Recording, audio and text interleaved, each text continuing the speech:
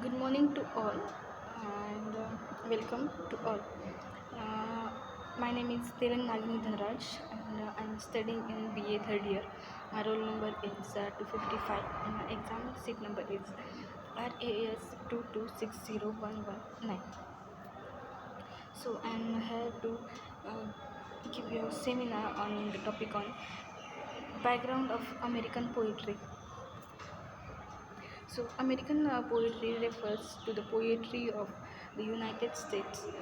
It arose first as efforts by American colonists to add their voices to English poetry in the 17th century, well before the constitutional unification of 13 colonies.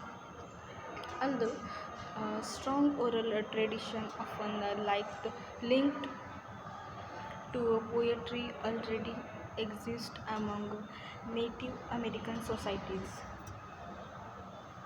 Unsurprisingly, most of the early colonized work relied on contemporary English models of poetic form, diction, and theme.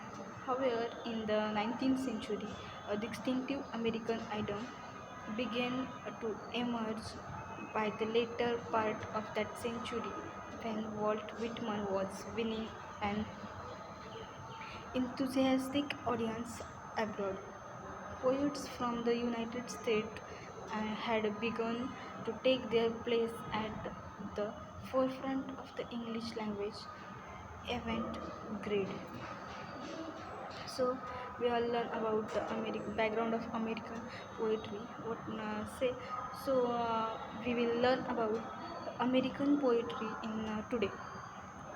The last 40 years of poetry in the United States have seen the emergence of number of groups, schools and trends whose lasting importance has necessarily yet to be demonstrated, and the individual poet who has had a great influence on contemporary American poetry and who produces critically acclaimed poetry books regularly is Louise Gluck.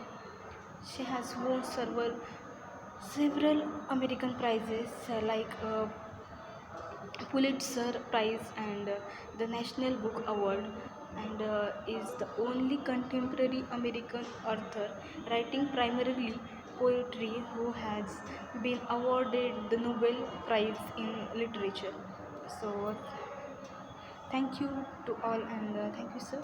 Here's my seminar's end.